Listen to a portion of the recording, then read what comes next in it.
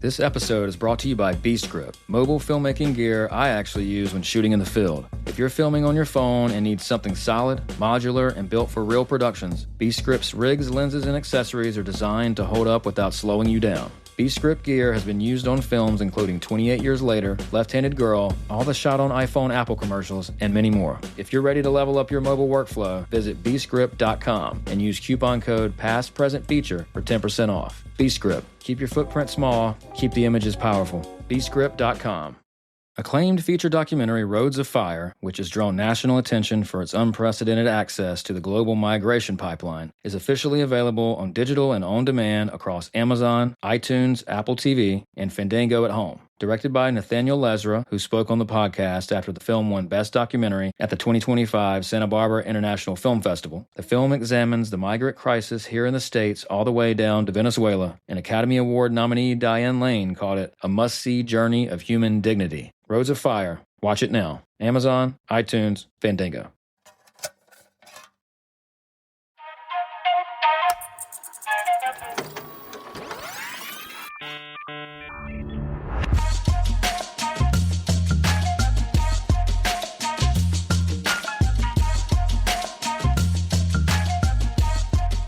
Welcome to the Past Present Feature Podcast.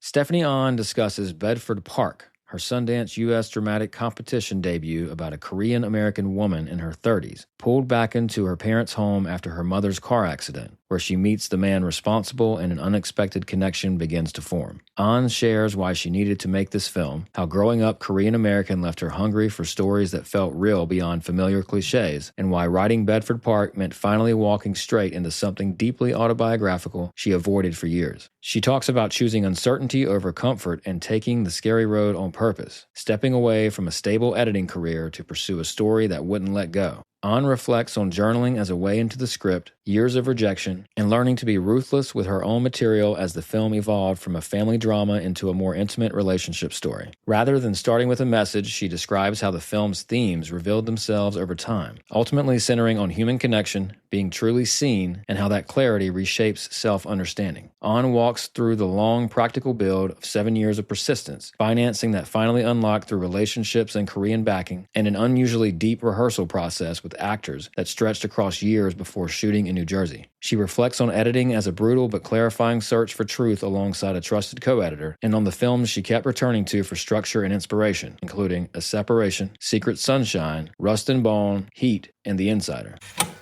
You premiere at Sundance like in a few days, I believe. Yeah, we're premiering Saturday the 24th. And I have you right here. So you're at the Library Center Theater on the 24th. You're at the Megaplex Redstone 25th. And you got Eccles on the 28th. Ooh, that's exciting. Yeah. Bedford Park, U.S. Dramatic Competition, Sundance Film Festival 2026. This is the last festival in Park City. How cool. And your film is about Audrey, a Korean-American woman in her 30s, haunted by an abusive childhood, who's facing her emotional past. Her mother's car accident brings her back to her parents' home. She meets the man responsible for the accident. Their relationship builds, passions ignite, and they form a loving connection. It's a beautiful film. I mean, beautifully. I mean, just aesthetically so beautiful. And, I wish I was able to sit and breathe it in a little more, but I do appreciate you sharing. And can you just talk to me about why this movie? Why did you need to make this film? What is it for you, and why the need? Yeah. I mean, I can start with the fact that, growing up as a Korean American, I just didn't feel like there were films that represented my experience out there.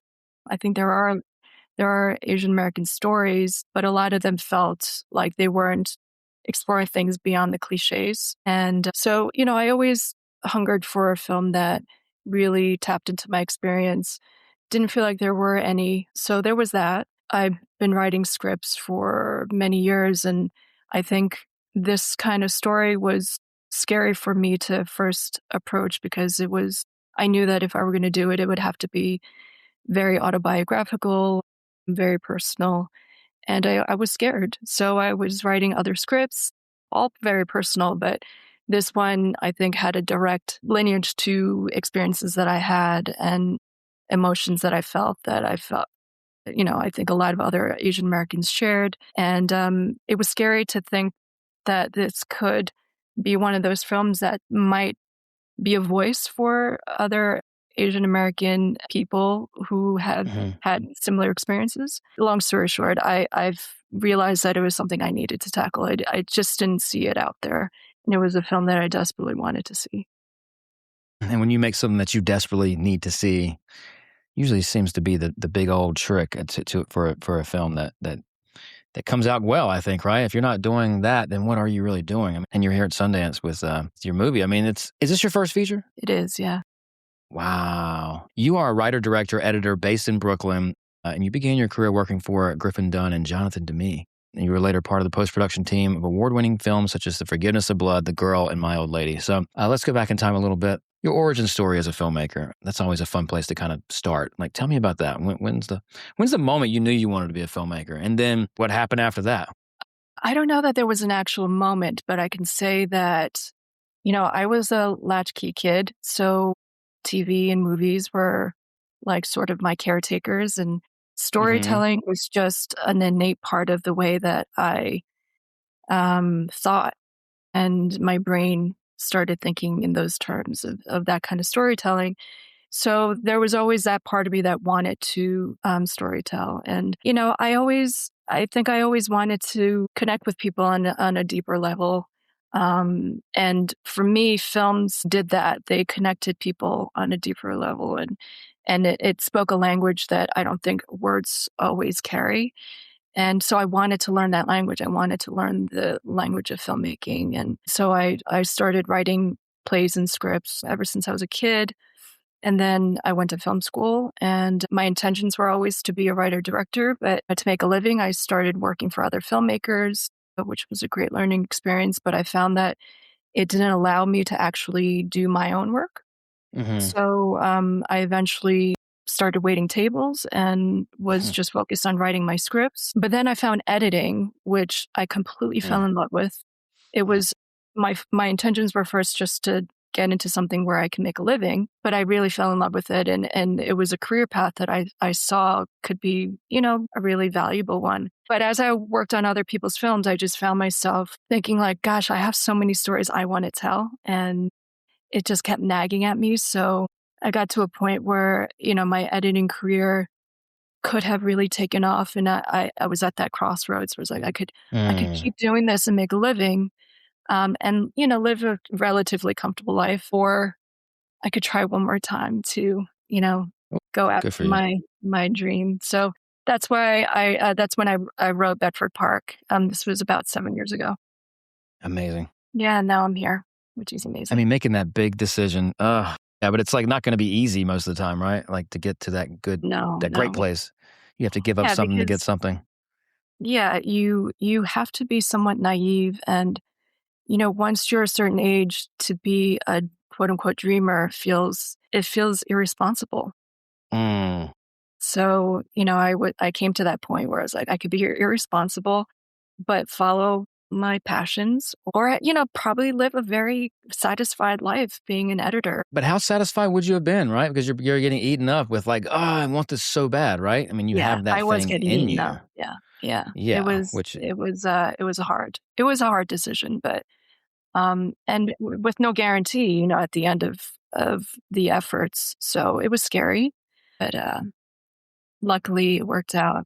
yes, it did. Well, I've been going through something similar recently. Been making this doc for a few years, and we got invited to Slam Dance and some other festivals, and I last minute decided to decline because we can find ways to make it better, and we want to go bigger. We want to. I do have a wonderful filmmaker who's also a great editor, and we have ideas on how to make it better. So essentially, I had to take that big, weird chance, weird, Mhm. scary, terrifying thing of like, I mean, Slam Dance would have been really good, but I don't want really good anymore. I want great. I've been doing, you Mhm. know what I mean?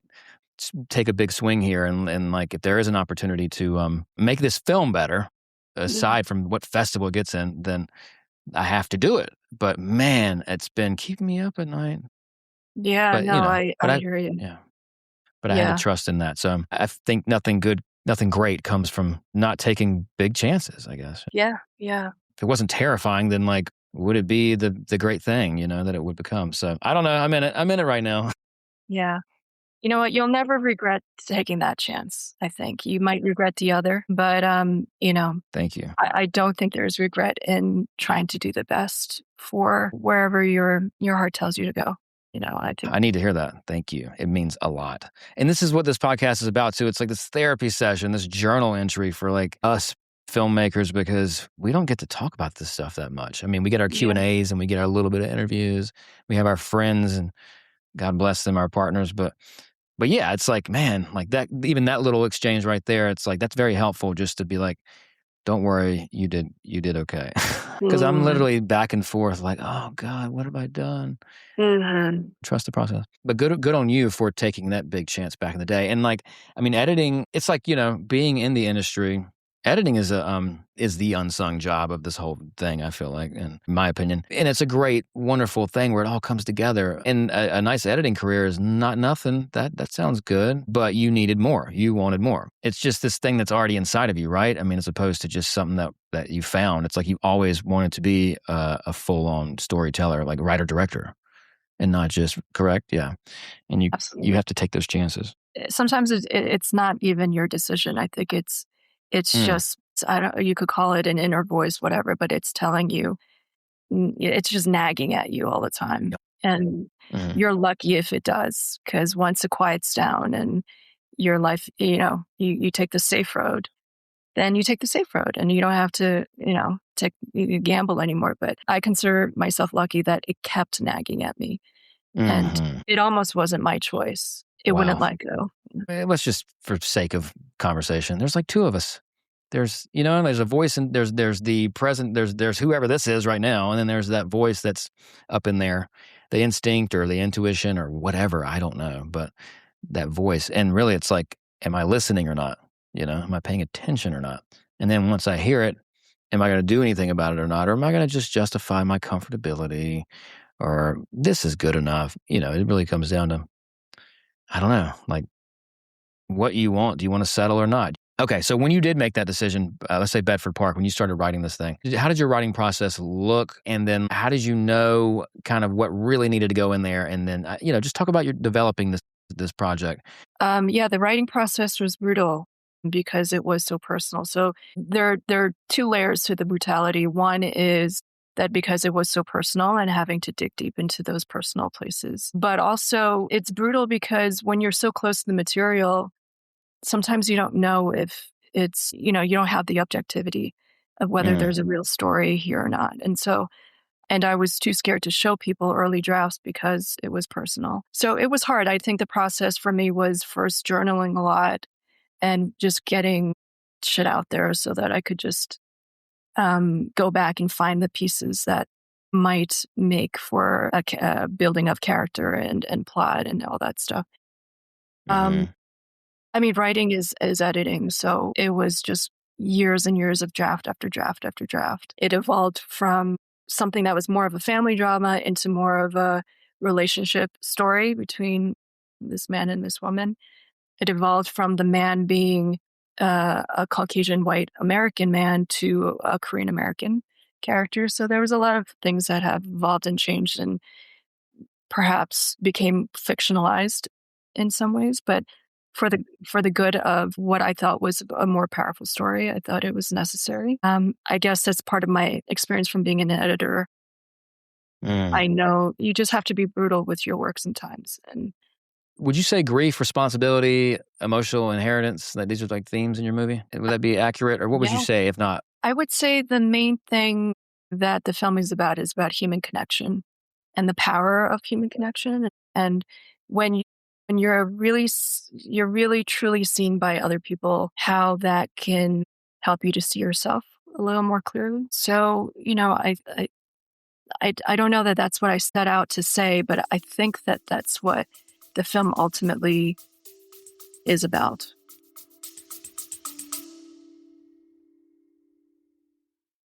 Acclaimed feature documentary Roads of Fire, which has drawn national attention for its unprecedented access to the global migration pipeline, is officially available on digital and on demand across Amazon, iTunes, Apple TV, and Fandango at home. Directed by Nathaniel Lesra, who spoke on the podcast after the film won Best Documentary at the 2025 Santa Barbara International Film Festival. The film examines the migrant crisis here in the States all the way down to Venezuela, and Academy Award nominee Diane Lane called it a must-see journey of human dignity. Roads of Fire. Watch it now. Amazon, iTunes, Fandango.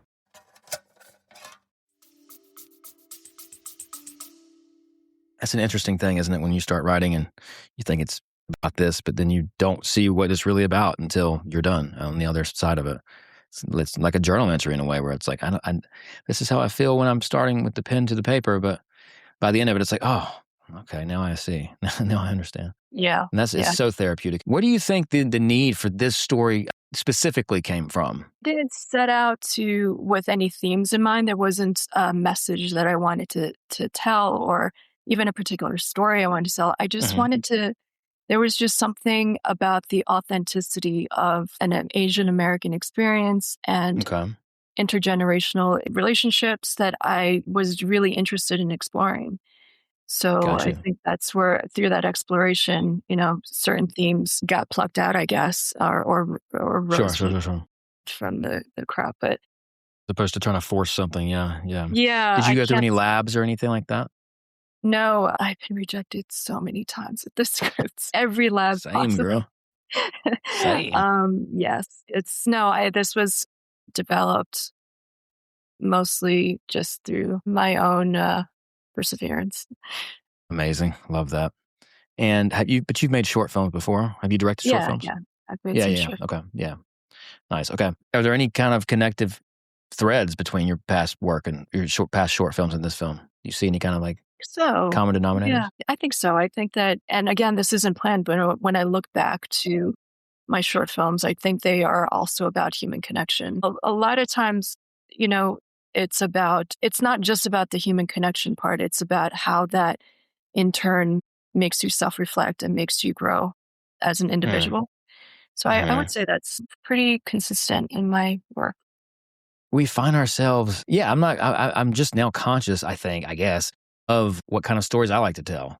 But I didn't realize until I have 4 movies later, which is mom and pop versus the man type stories, oppressive little David versus Goliath, and it's like, oh, I did not set out for that, but it's like, oh, that seems to be what I'm really drawn to, and then I can tell you why. I can assume why, but it's just interesting how creating, man, what a great unseen residual thing. And that's really the most wonderful thing when it comes to this process.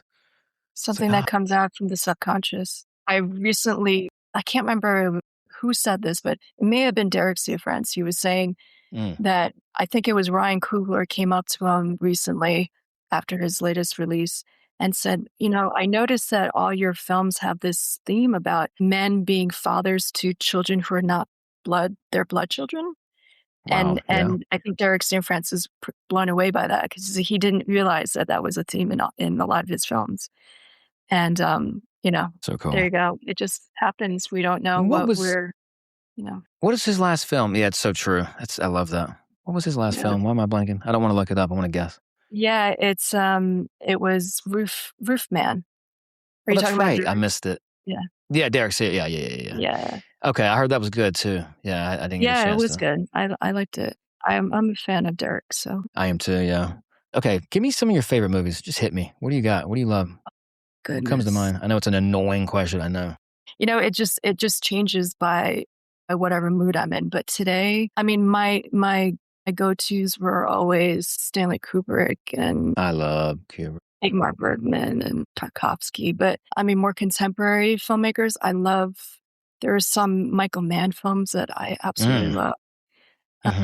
Which ones? Heat is amazing, but it's too good. Why is it so good? It's so good.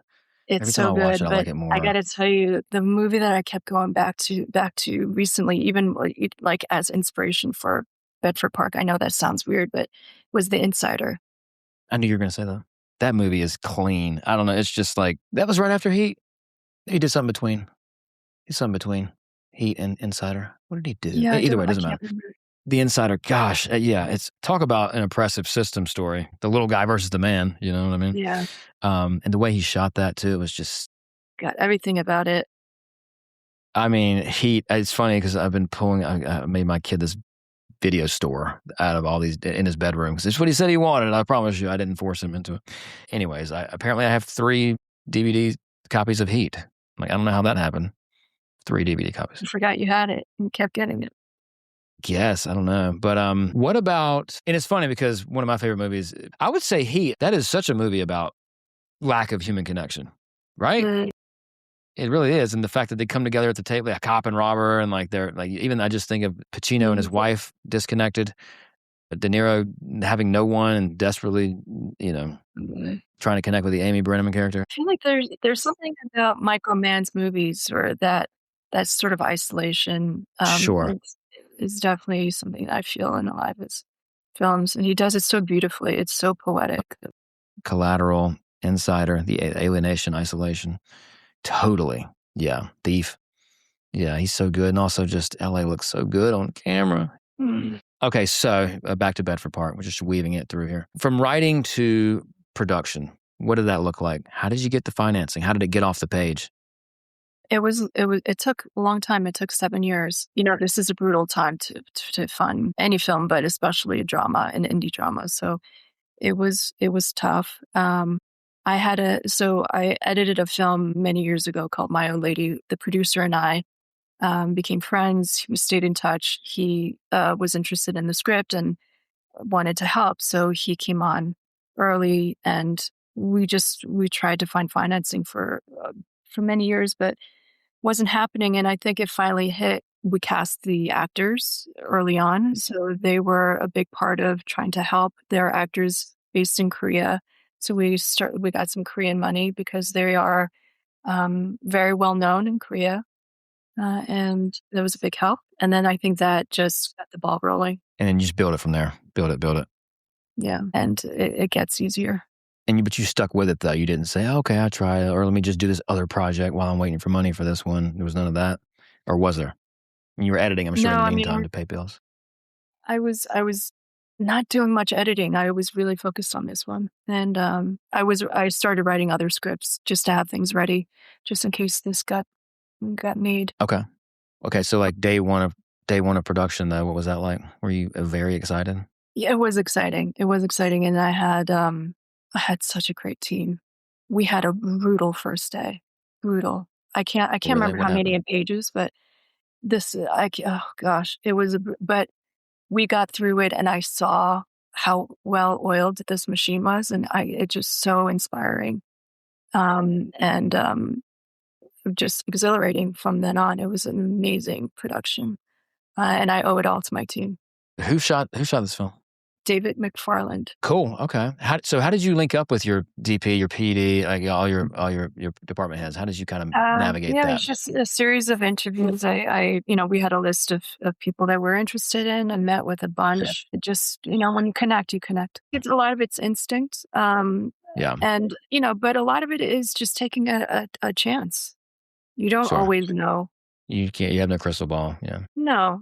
And it's a lot also about their connection to the material with something like this. It was a big plus for me if my department heads really responded to the story. And so, yeah, they're all very accomplished, really talented people, but you don't know until you really start working if it's going to be a great match or not. And I was lucky. It was a really great match with my department heads. Oh, you had Taylor Kowalski in here. You have Taylor Kowalski in your cast. Yes, Taylor. He's my friend. I know him. We spent some time in Wilmington, North Carolina together. His dad's a big DP on One Tree Hill. Yeah, that's how I met him. I used to be a lighting guy back in the day. How cool. I love it. I love the small world stuff. Where did you guys shoot? We shot the whole thing in New Jersey. So there was a challenging time. It was just a lot for that first day. Is that what it was? You were just like, yeah, it was a lot. Just a ton of pages and stuff like that.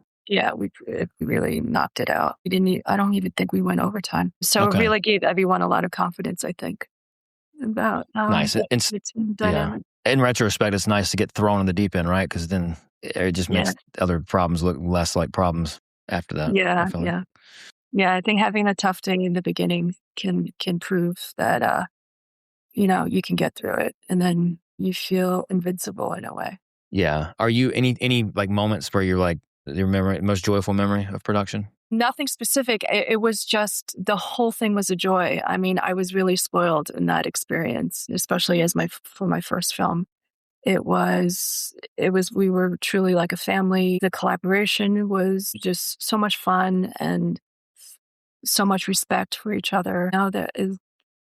It was fantastic. I love working with actors. I love the conversations that directors and actors can have. So that's one thing that I really enjoyed on set. We also had a lot of time to rehearse beforehand. They were based in Korea, so we would do a lot of Zooms beforehand. So I love that process of developing things with Yeah. that. How much rehearsing did you do? Like, what did that look like? So I cast the lead actress. She was cast 6 years ago. So we would Wow. we would get together a few times a month and have like Okay. 2-hour, 3-hour Zooms. And then Wow. our actor was cast, I guess, a couple years ago. So once he came on board, the three of us, or individually, we would meet pretty regularly, a few times a month at least, once every few weeks. Pretty intense rehearsal period. Like we really dug deep. You felt like it always added to it in the rehearsing phase, where do you feel like you need to set it down and leave it alone? Or not so much in No, this? they were amazing collaborators. They're Nice. not only very talented actors, but they're really smart storytellers.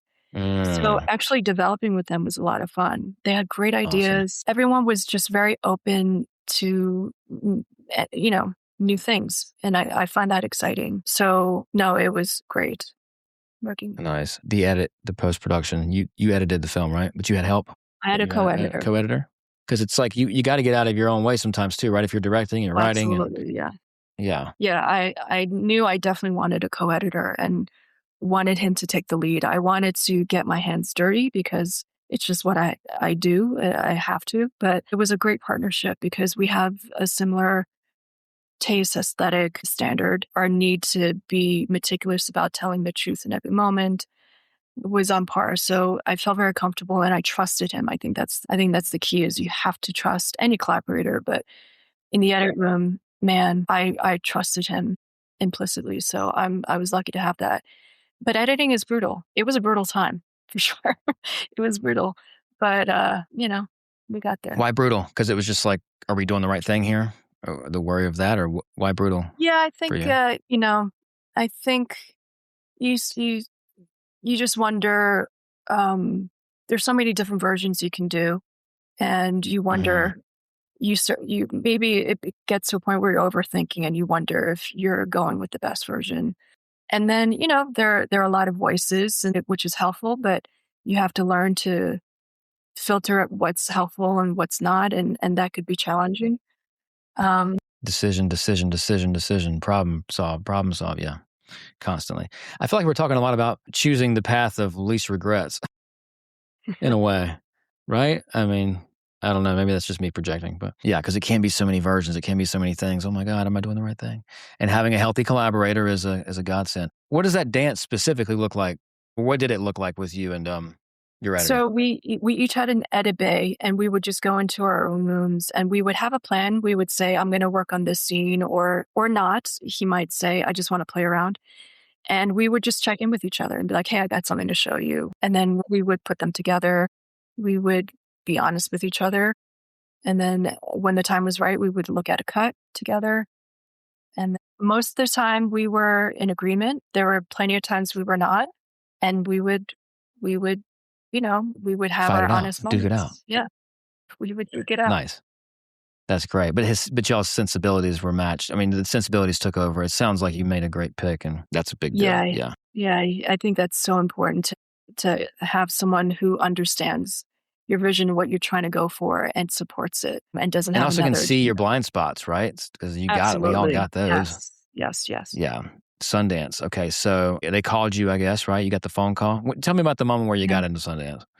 Let's talk about that. I was at the dentist and I saw an email from Sundance said, please call. I honestly didn't think it was about telling us whether we were getting in or not. I thought there were some questions about the cut. Maybe they wanted to see an updated cut. And then when I called back, it was Kim Yutani and she just said it. And It didn't register.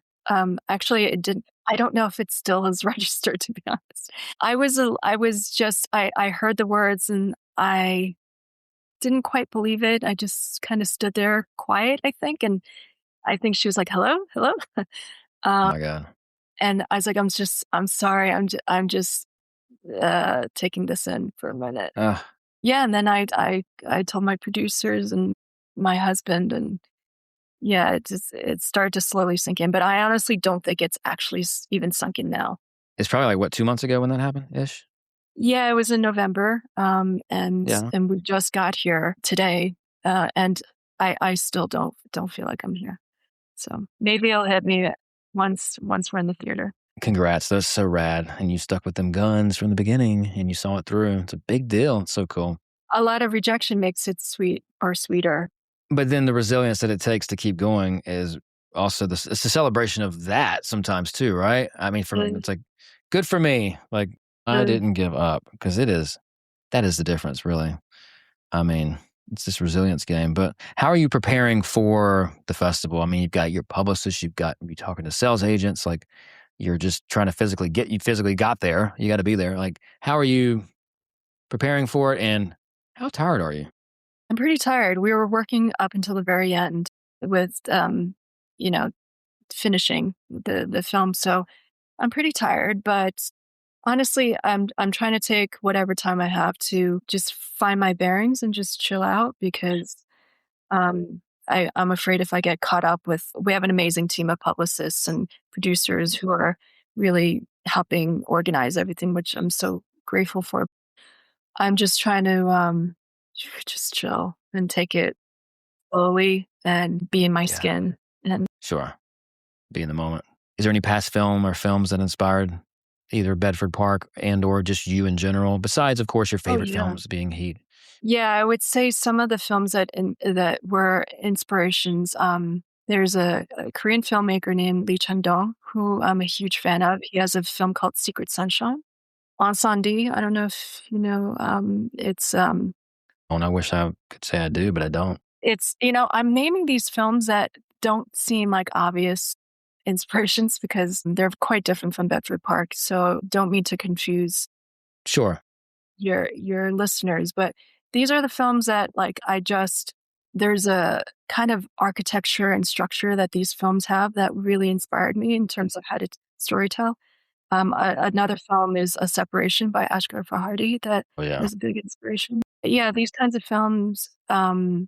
It was less about like the tone and stuff because it is different from my film, but there's specific from the script level that I really felt that I really admired, and I think I kept Got you. studying these films over and over again. Yeah, Rust and Bone is Rust and Bone. Ooh, is that Matthias Schoenaerts and Marion yeah, Cotillard? Marion Cotillard. I love both of them very much. Me Like too. I have a thing for Matthias Schoenaerts. I think I saw Bullhead. I'm like, what the fuck? Who is this dude? And then I got to meet gosh, what's the director's name? He did Racer and Jacques Audiard. yeah. I got to meet him and be a nerd around him for a little bit one Oh, night cool. too. So it's cool. I loved your movies, man. I promise you I'm cool. Secret Sunshine, 2007, directed by Lee Chang-dong. Tragedy follows a young Korean widow after she and her son move to another town to make a fresh start. That's the same film, yeah?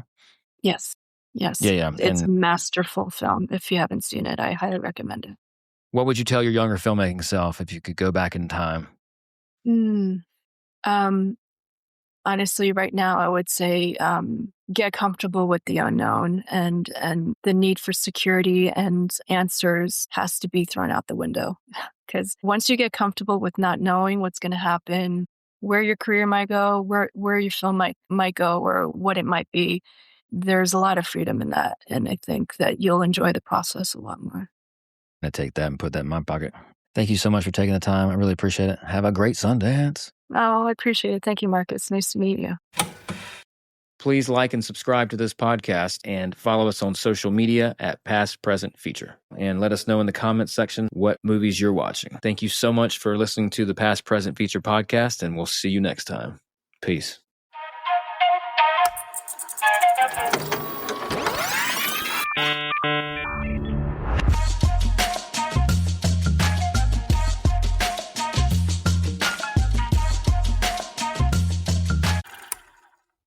Introducing the Past Present Feature Film Festival, a new showcase celebrating cinematic storytelling across time. From bold proof-of-concept shorts to standout new films lighting up the circuit to overlooked features that deserve another look. Sponsored by the Past Present Feature Podcast and Leica Camera, all films screen in Hollywood using Leica's CineWay projector.